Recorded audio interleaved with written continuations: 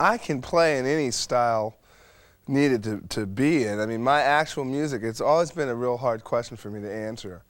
And I just call it groove music because it's music that grooves. It has elements of hard rock, of funk, of jazz, even country and western involved in it.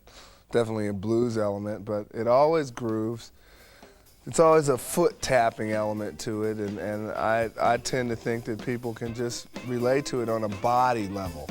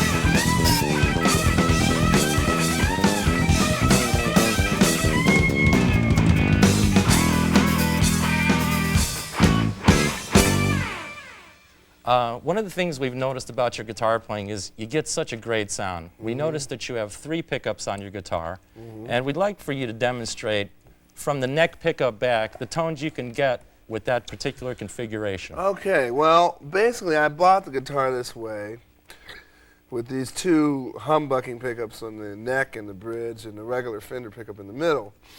Basically what it means is that when you're in the neck position or the bridge position, it's going to be loud.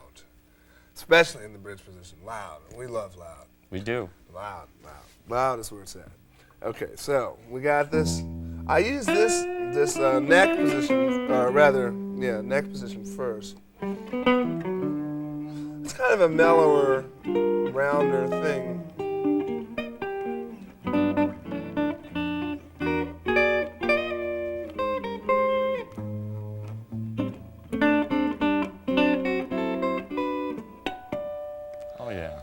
It's kind of a mellow thing. A smooth thing. Smooth.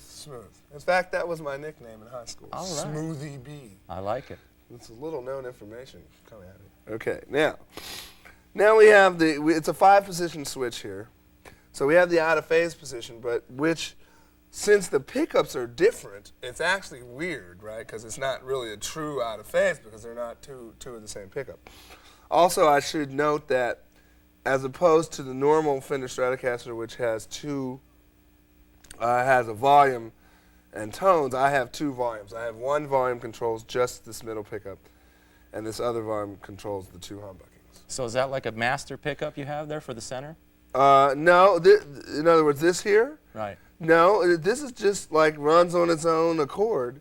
It's just that this control here controls volume only for this pickup, so that I can have volume all the way up there and switch to the middle pickup and have no volume at all. I got you. So that I can have a rhythm setting, set at a certain level, and then switch to the lead setting and have full volume. Okay, out of phase I use for more like what do they call it? Hunt and peck. They call this. The hunt and peck. All right. Hunt and peck. I don't know.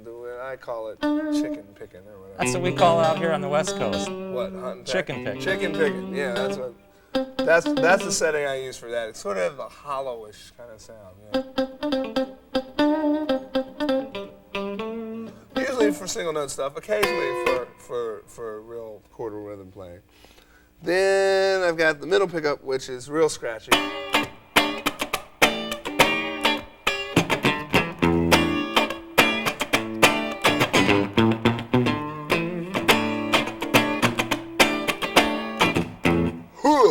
Okay, so there we have that. Then I have the back out of phase position, which I rarely use, actually. Maybe I should explore this more. I don't know. Who knows? Could be your time. Hey, this could be a whole new thing brought about by this very work here. Unbelievable, isn't it? Anyway, that's what it sounds like. And then we got this guy, which normally for me, this is the afterburner position. Because if you kick in some of this junk here, you got it's pretty.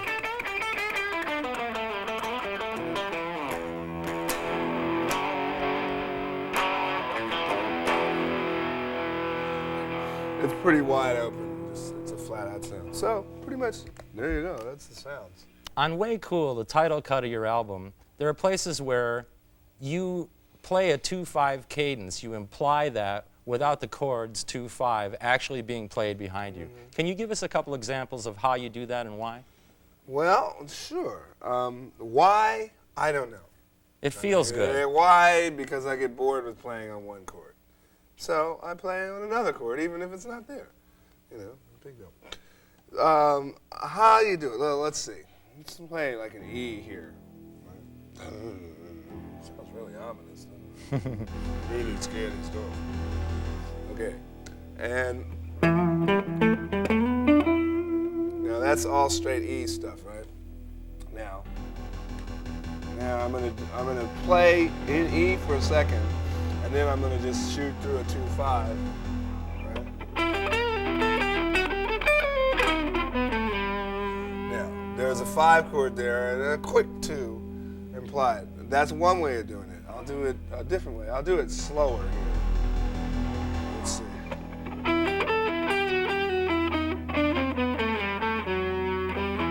See, anytime I play a major 7th, I play in the key of E, if I play a D sharp, that immediately implies a 5 chord, because that would be this chord, like a B chord.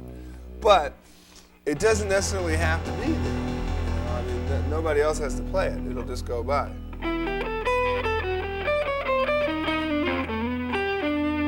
That's another way. Really, it's all a matter of when you hit that D sharp, you're into the 5. Now, as far as the 2 chord is concerned, that can also be construed as part of the diatonic resolution of the 1, which in layman's and simple terms means the 2 chord just kind of, when you play an F sharp, once again, all in the key of E, if you play an F sharp or an A natural, that will imply your 2 chord, you know. So, but see, also that could just be other notes that you're playing in E. So it's really the D, the note D sharp. It's the major 7th that will actually like nail it down that you're playing that. And lead you into that other part. Right, and any of the other stuff I'm doing is actually just licks that you can play over.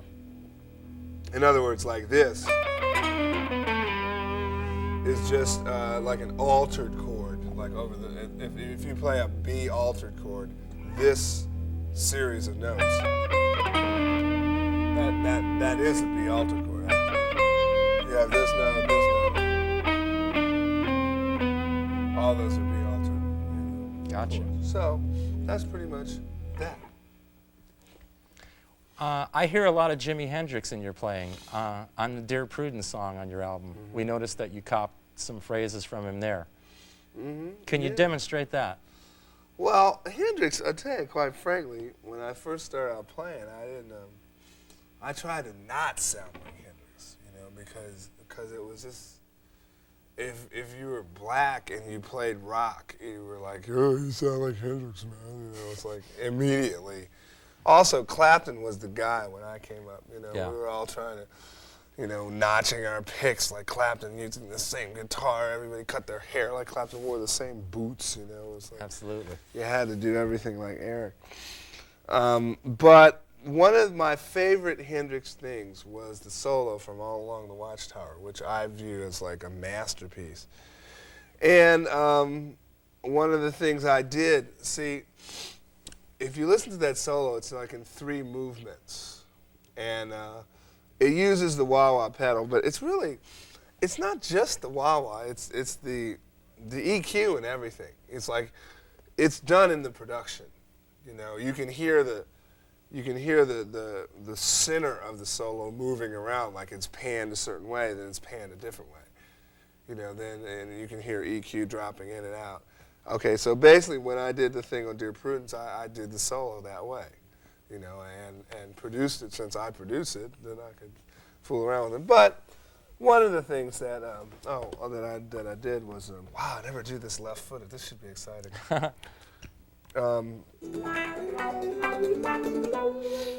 Is do a little octave thing. Now, different people do this different ways. I use my whatever finger this is. I use this finger, and I just stroke it across the strings real fast and do octave stuff there and bring the wah-wah in and out like that.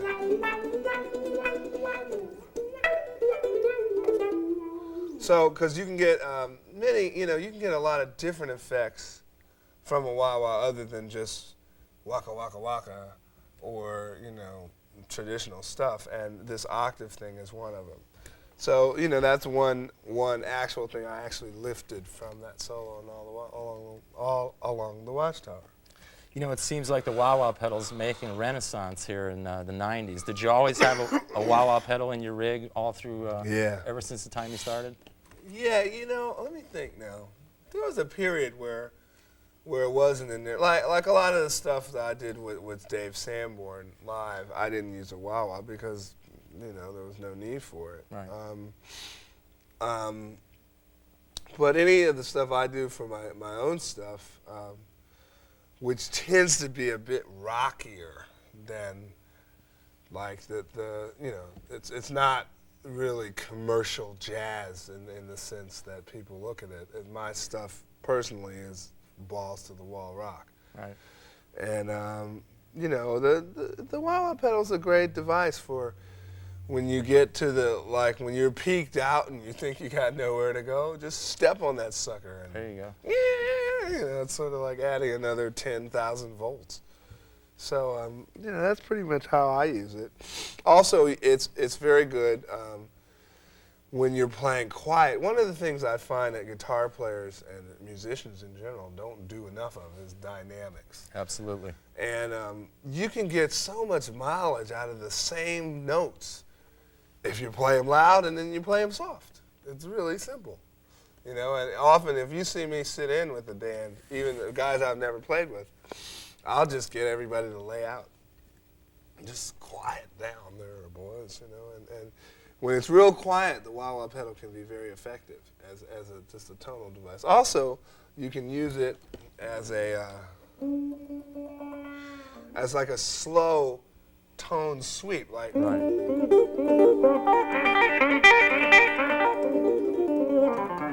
Change in EQ. Yeah, change in EQ as opposed to an actual wah. Right. You can just slowly sweep through it. So there's really a lot of things you can do with it, and you know, that coupled with some real effective use of dynamics, you know, you can get a. You know, a lot of the R&B things that I've heard you do, you're a great rhythm player. I wonder if you could demonstrate some of the waka chukka rhythm things you do on the funk things that I've heard you do coming out of New York City. Waka chukka. Well, here we go. Actually, you said it right there. It's the waka chukka. chukka. That's it. You know.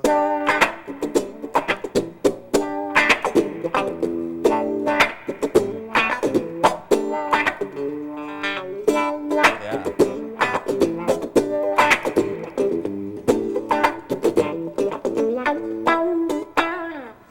Just really, that stuff is a matter of time. See, the thing about guitar, the guitar is a physically easy instrument to play. You don't have to blow in it. You don't have to move your arms and legs. All you have to do is this, right? That tends to make people play too much, too long, too loud, too everything, because it's too easy. You know? Yeah, you're right. Okay, so what we're looking at here is, think of yourself as a drummer, which actually this instrument, when it first brought into big band usage, it was another drum. You know, like Freddie Green sat around going, kung, kung, kung, kung, kung, kung, kung, kung. It was all straight, chunk, chunk, chunk, right? It's a rhythm instrument. So really what you want to be, as far as playing rhythm guitar, you want to be first and foremost locked in on the time. And if it requires sitting around with a metronome or a drum machine, or finding the best drummer where you live and playing with that guy incessantly, you know, which is a lot more fun than a metronome or a drum machine. For sure. You know, but what you want to do is be real conscious of the time and of the feeling of being like really locked in. Because, you know, no matter what you do, it's just not really going to be musical unless it's really based around the time. It's got to be grooving. Yeah, it's got to be. The time is the thing. You know, so, and also, I think that a lot of guitar players would do well to one of the things, one of my early teachers was Pat Metheny. In fact, he was my first guitar teacher. And one of the things he'd have you do is sing everything you played. Great idea. Because what that would make you do is you'd run out of breath, and you'd have to stop. You'd run out of breath, okay? And a lot of times you see guitar players playing, it's like, you know, they don't run out of breath, man. And it's not musical, and it's not really very, it just doesn't sound good. So a lot of times, what I find is you'd be amazed at how much mileage you can get out of not playing.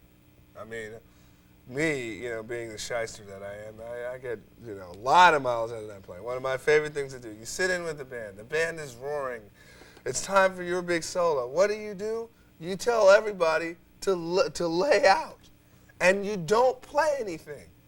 So what happens? Everyone looks at you, right? They're staring at me. They're waiting for one note. They're dying for it, man. I go, woo! They love it. Because I've set it up. I've created a space for my note. You know, and then if you have something to say, it helps. Absolutely. But really what we're talking about here is just, you know, showbiz and musicality. Absolutely. Yeah.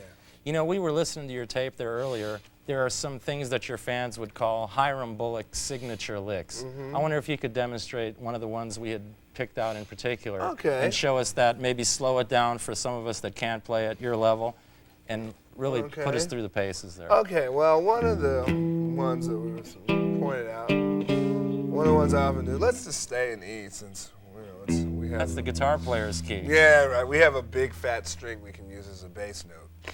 Okay, so here we go with that scary stuff again. Ooh, yeah. Pretty scary stuff. Okay, most people when they hear that and they're gonna bend strings and hammer off and do that stuff, they'll do it. They'll do it in E, or they'll do it in B. I'll do it on D, right? Right, which will bring me to playing D and G, which is like a minor seventh and minor third. Then I'll play a ninth as a thing. So this real slowly, this will come off as. That's the one. Right? Now, real fast. Right? So this is kind of a spooky thing, you know. And so what you got your choice of the ninth or the root, or going up to the fifth or the fourth, or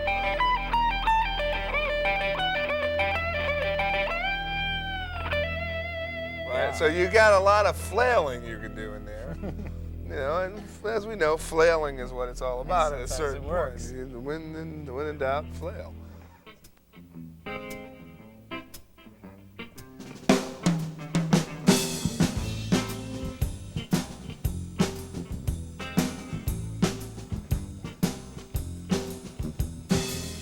There must be some kind of way out of here, said the joker to the thief.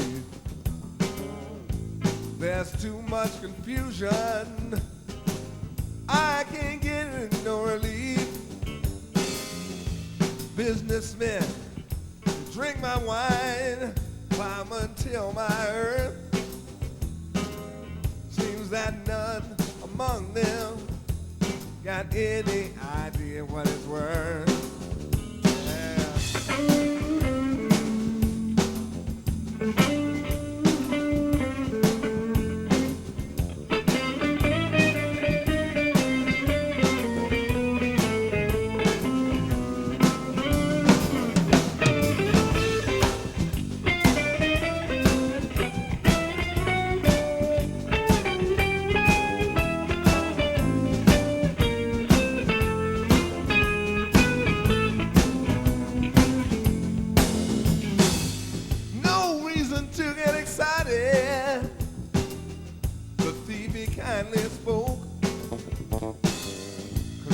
Many here among us, oh, they think that life is but a joke. But you and I, we've been through that, and this is not our fate. So let us not talk falsely now. Oh, the hour's getting late, late, late, yeah.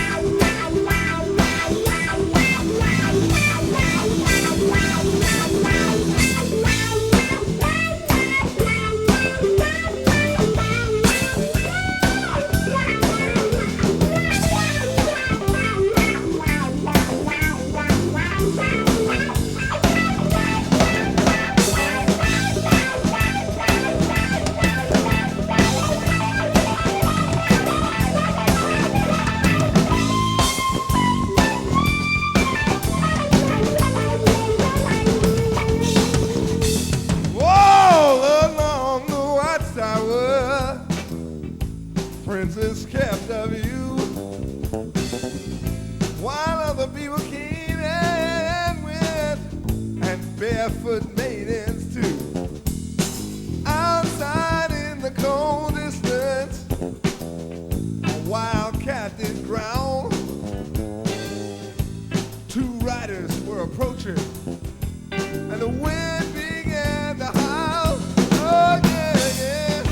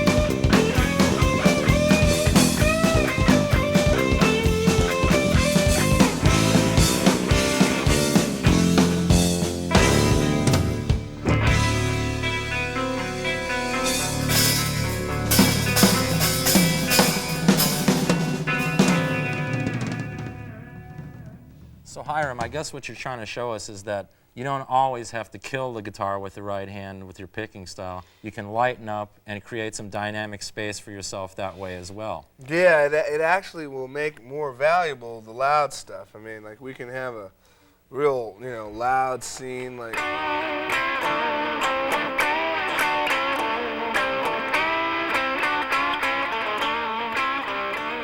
And then.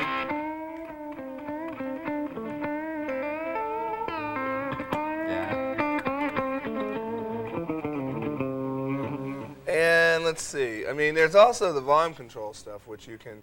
I don't use a pedal. I normally just use the knob here. So.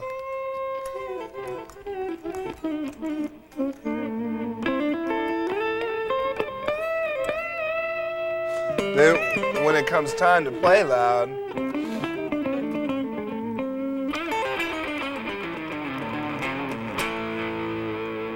It's more effective.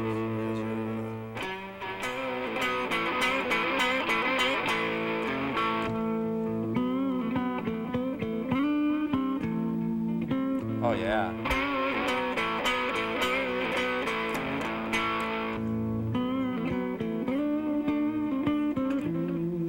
So, it's basically what that's about. Dynamics are basically, it's a fancy word for loud and soft.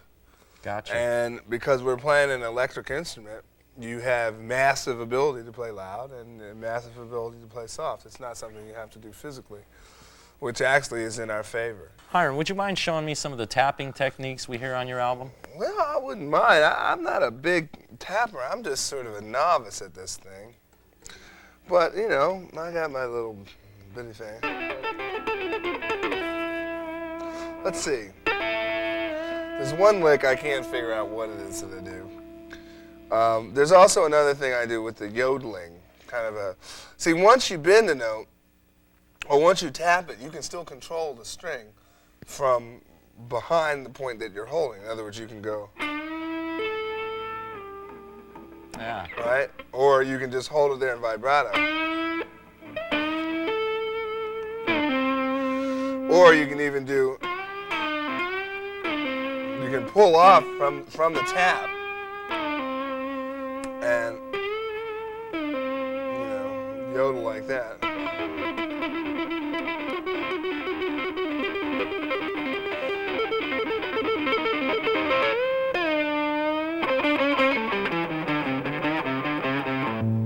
Oh, yeah.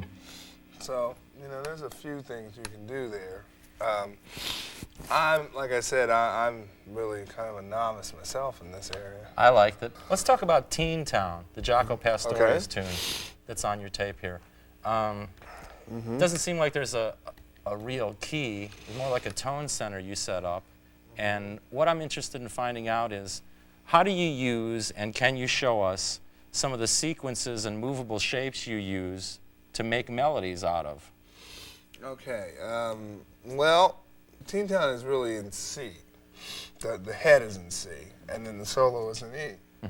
The head, of course, has the 4 changes, which are C7, A7. Well, I use a 13. And then you have F7. And then you have the D13. Right? Okay, now once we get to E, well, let's see, how should we do it? Well, let's go from the C part. Basically, what I do is do a common tone thing, right? Say we're in this, the chords will be C7, A7, F7, D7. Now, I can play, then I only have to change one note. Right. Then the F, I change. I actually am still changing just one note from the original C. I'm playing, the first thing I play is G, E, C. G, E, C sharp. Over F7, G, E flat, C. And over the D, I can play F sharp, E, and C. So basically, I'm holding a C or a C sharp when I have to go to the A all through. And, you know, pretty much what you're doing is you're playing the most common tones you can. You're moving as little as possible. Right. And that way you can make a melody, let's see.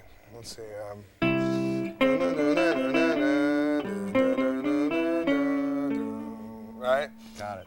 And because that chord is going to go to A, that I can actually use that melody and just change those notes to make it fit the chord. You know? Gotcha. So that's really a way you can make melodies and play across chords with melodies.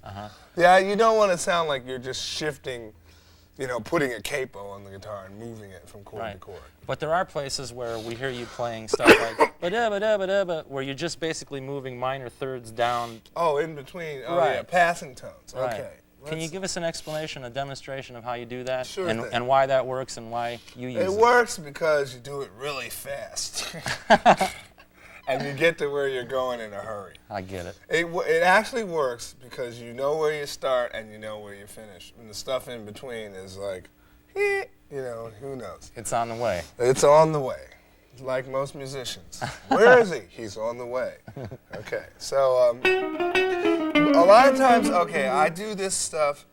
Oh, can you slow that down? Yeah, that I was sure a great will. lick. This is between the B string and the G string, where you have that half step, you know, you have Right. So right? So what we're talking about is where you have this is a minor third, and then, see, and then we have a half step there. So we have all chromaticism here.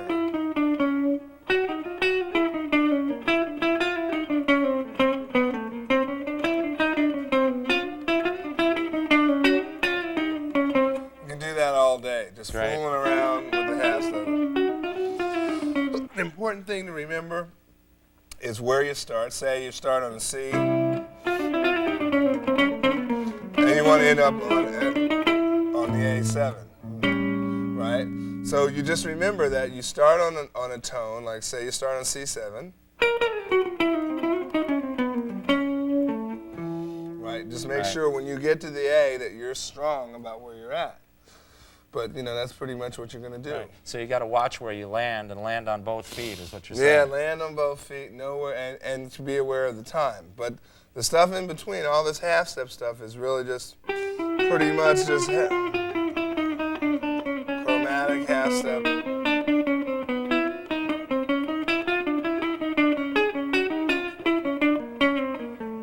Yeah. Whatever it feels like.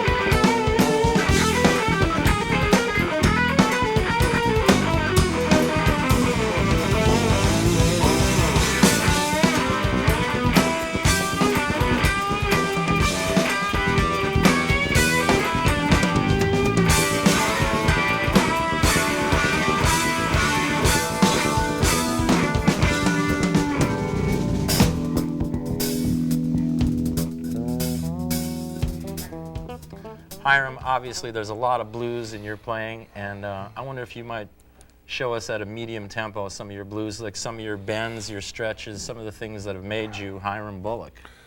Well, the stuff that's made me Hiram Bullock, we can't show in this video. Oh! However, moving right along, blues.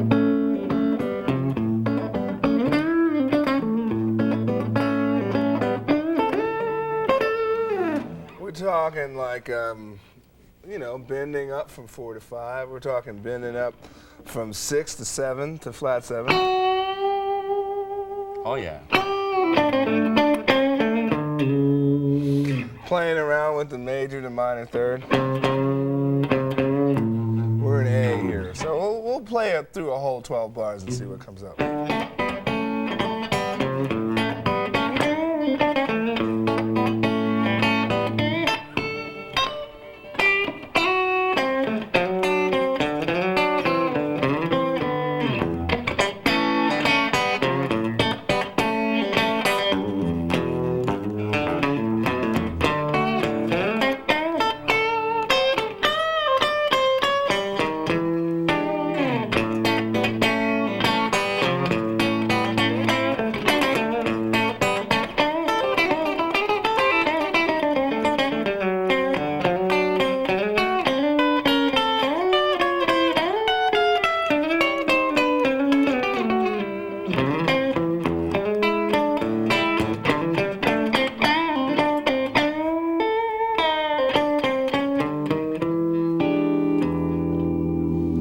So, basically, I mean, I don't know what to say about that other than that it's just That instrument said it all. fooling around with the blues there.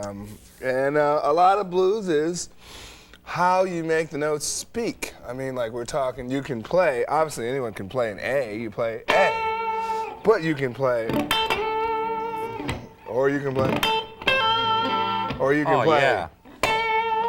or you can play. That's what I'm talking about. Yeah. It's just all, it's really in the feel and in the, Inflection. yeah, and just grabbing the strings and yanking the notes out of it, you know? Like, and also it's in, sometimes I bend notes and I don't know where I'm going. Like, you know, say I'm still in A here, and I'll take the C note and go, Oh, yeah. I'll just be bending it as far as I can. I don't know where it's gonna go. Or take the E note and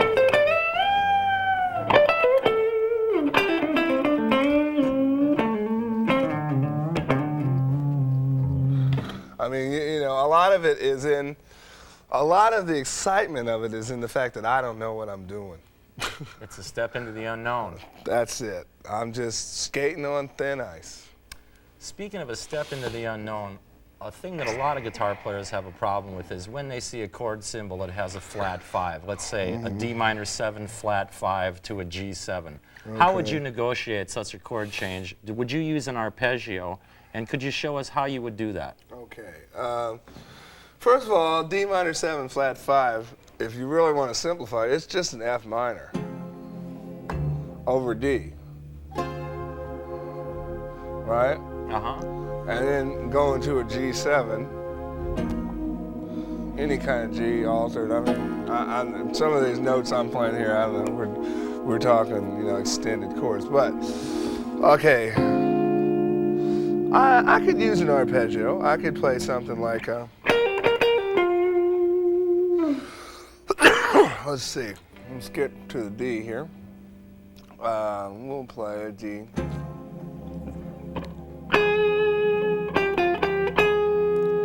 And then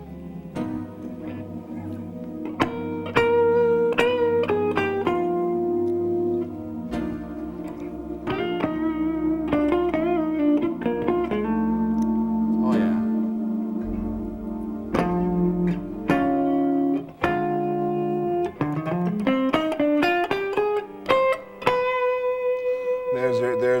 there's your 2 of the minor chord. There's the 2 chord. Right? That's a D, F, A flat, C. You know, you can always throw an E flat in there. Going to the 5.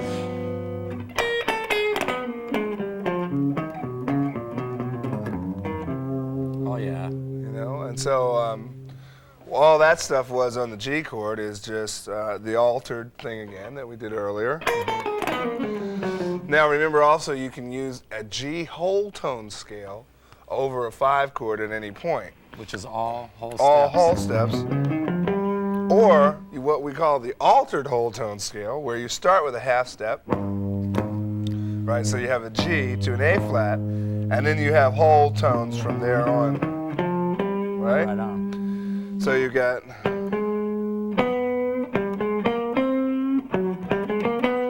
Well, actually, I guess the way you look at it is it's a G diminished scale up to the 3rd. Because you do have another half step. You have you start with G and you have half step, whole step, half step, and then whole steps from there on in. So half step, whole step, half step, and then whole step, right? And that's for over a 5 chord after playing a half diminished. Gotcha. So the half diminished, you can always look at it as the minor chord up. In other words, if you have a D half diminished chord, that's a minor 7 with a flat 5. It's a minor 7 with a flat 5. If you have a D minor 7 flat 5, it's really an F minor. Over a D. Over a D. Right and on. That's it. Okay. You know, one of the things I noticed about your new album, there's a lot of pretty sounds, a lot of very major sounds, and I wondered, can we go back to the 2-5-1 thing we were talking about, but saying just like a 2-5-1 in the key of C, where you're staying inside, groups of inside sounds. One of the things that I think you're particularly good at. Major kind of stuff. Yeah, major sounds. Okay. Well, we love this. Really, playing major.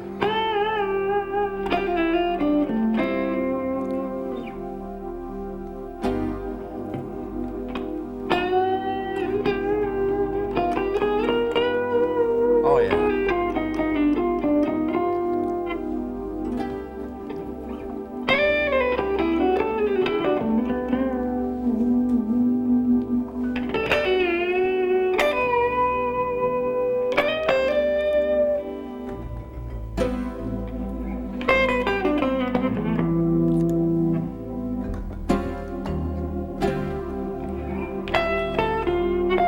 Kind of a one-man band thing. There you go.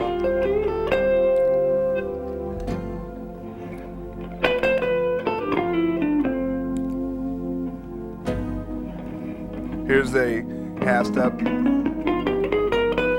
There's our altered whole tone scale again. And this is all just major stuff.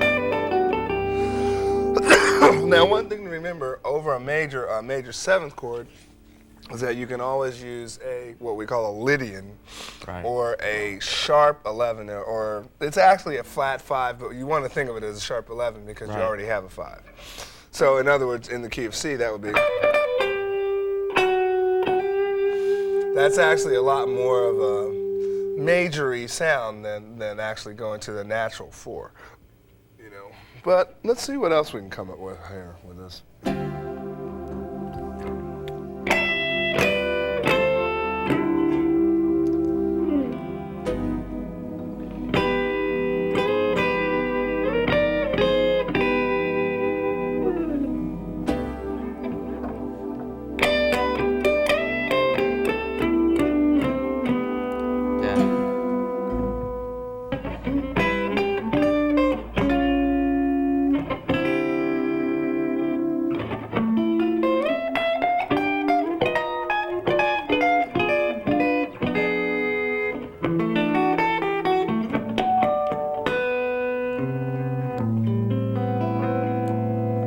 Fantastic. Hiram, what you did right there, when you went down descending chords, it sounded like diminished, passing tone. It was basically, see, any diminished chord is interchangeable with any other diminished chord a minor 3rd away.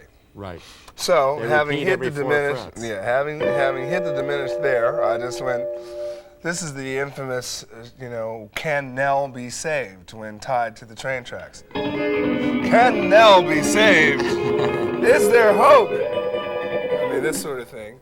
Gotcha. Which is, watch any old silent movie and we'll hear that. There you go. So that also can be used in a half step, whole step motion if you want.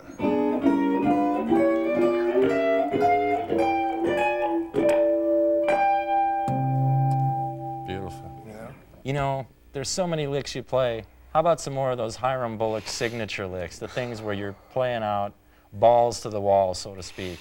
The guitar turned all the way up. Wow. Well, you know, most of those are in the heat of battle, and we don't really know what they are. They come from a moment of inspiration, you mean? I guess. I don't know. Either that or desperation. Oh. Inspiration, desperation. I think the two things are closely related. Perspiration's in there somewhere. Yeah, as well, right? that usually binds it all together. So let's see what we got. So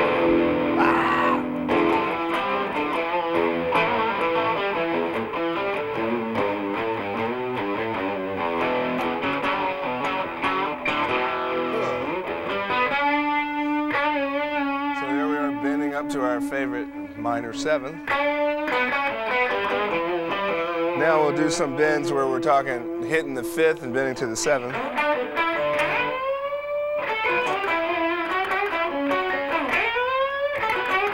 And hitting the minor third, bending to the fifth.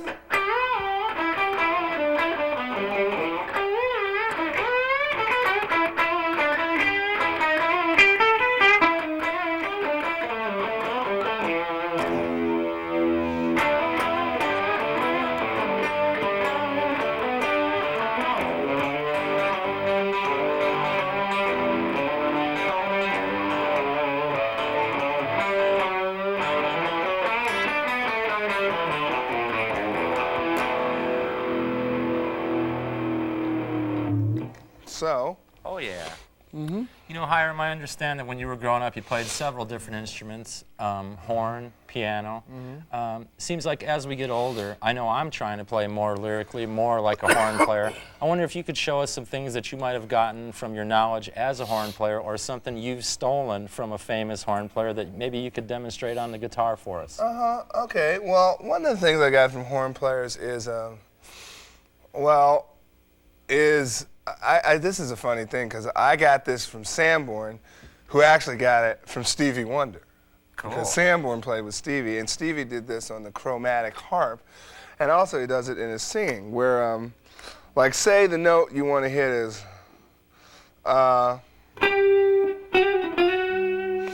say you want to actually play a F sharp, and you're still in the key of E minor. Okay. You'll play F sharp, then you'll play G, F sharp, E natural, and then end up on F sharp. So it's like, you know, like using trills and,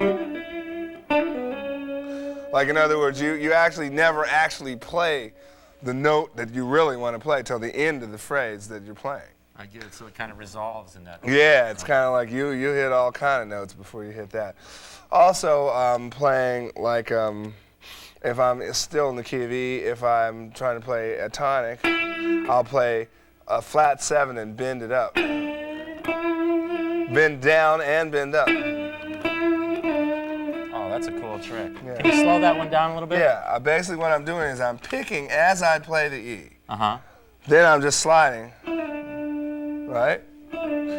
Then once I hit the D, I'm already bending it back up. Cool. So, and then once I approach the E again, then I re-attack the E in a natural way. So it's this, this, this. 3 motions.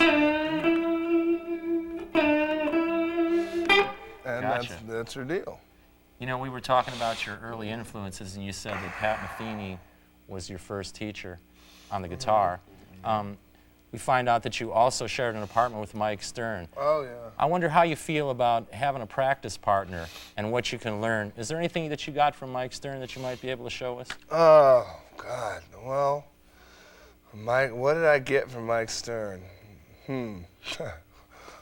Let's see. Well, a love of cheese. Oh. But let's see, along the musical lines, Mike is studies the, I think it's Charlie Banakis, the theory teacher up in Boston. And Mike really has this leading tones things together. Gotcha. You know, he can explain it backwards and forwards. I don't really understand it a lot. But one thing I will say about Mike Stern is that he practices a lot. And I've never been a real big practicer. I know the leading tone thing. Basically, we're talking, if we're talking say a E major 7 chord, We have E, G sharp, B, D sharp. Then also we can extend that and we have F sharp and A sharp too, if we want to continue on in a linear fashion. Okay, now he can approach all those tones, and play melodies around them. With half step and passing Half tones? steps and passing tones, right. That's it.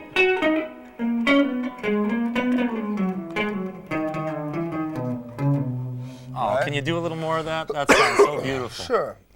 Basically, I'm just thinking chord tones. I'm thinking this. I'm thinking the. I'm thinking 1, 3, 5, 7, 9. Right. And I'm approaching them with other diatonic tones or non-diatonic tones that are nearby.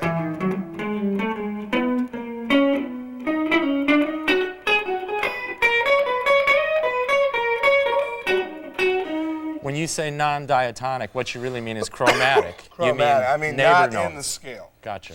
Because a diatonic tone in this scale, saying that we'll call this Lydian, this scale would be like an E major scale with a raised fourth. Any tone that is not one of those tones we would call non-diatonic. Gotcha. Right? But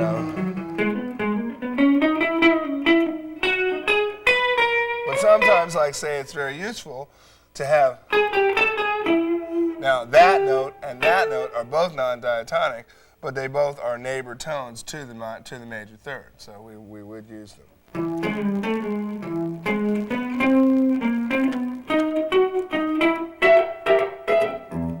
Oh yeah, that was cool.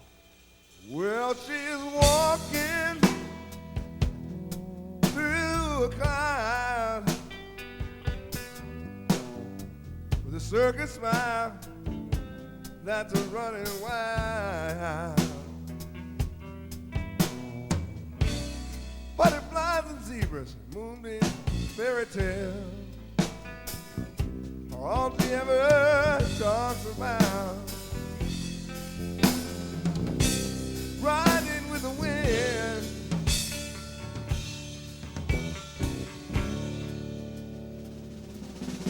when I'm sad, she comes to me, with a tender, tender touch she gives to me free. It's all right, she said. You can take anything you want from me. Riding with the wind.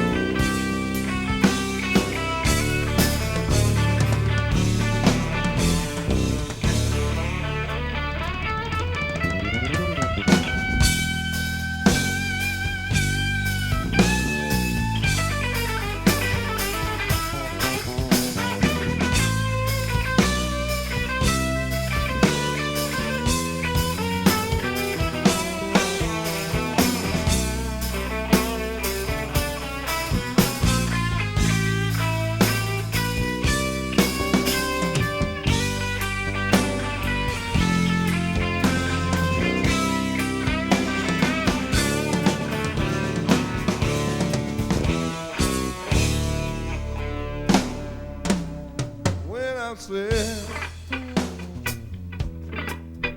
come to me, tender, tender touch she gives to me free. It's all right, she said. You can take anything you want from me. Riding with the wind.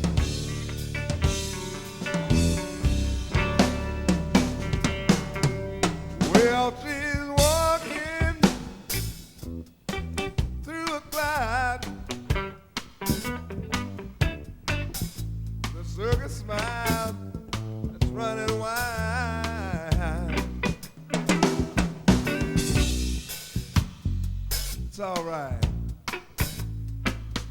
You can take anything you want from me. Riding with the wind.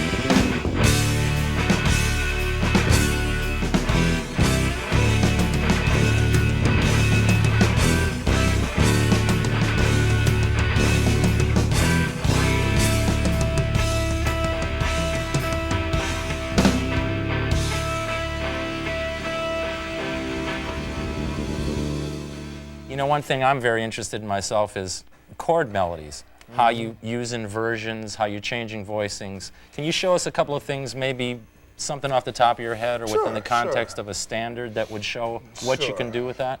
Okay, well, one of the things I did also about chord melodies was I actually just went to a record of somebody who could do it really well, like Joe Pass. There you go. And I just, you know, transcribed off the record. And you learn a lot about the functions. Like, say I'm going to play Here's That Rainy Day.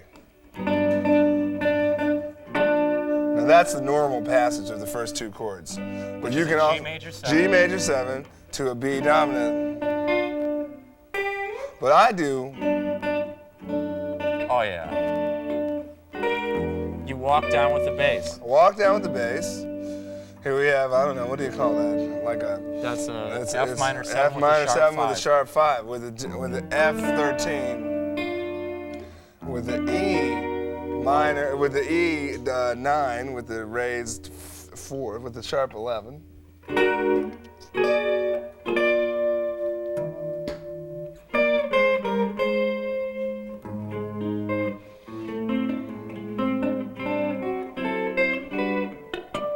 See, the thing to remember about playing chord melodies is that A, you don't have to play a full chord for everything. Right. And B, that the guitar has a weird way of implying notes that aren't there. Uh-huh. Right? So like when I'm doing, let's see.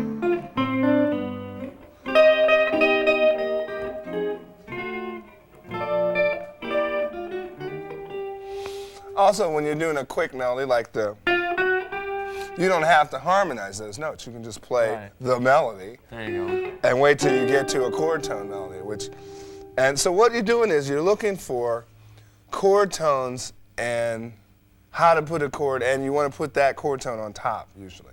Gotcha. Right?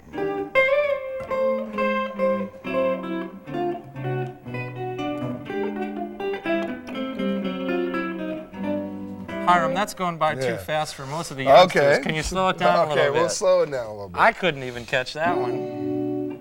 Now this is a B flat 13, and all I'm doing is walking it down.